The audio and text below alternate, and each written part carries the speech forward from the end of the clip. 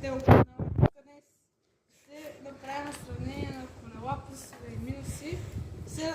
Моето колело, плюсовете са, че има амортисьори, което е наистина доста удобно, ако правите скокове, трикове някакви.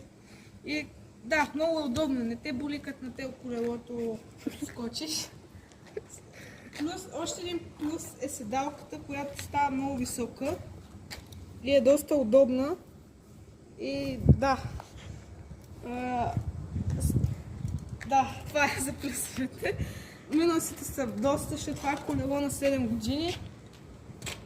Минусите на колелото, че степенката е счупена. Нея трябва да я махнем по някакъв начин, а това може скоро време.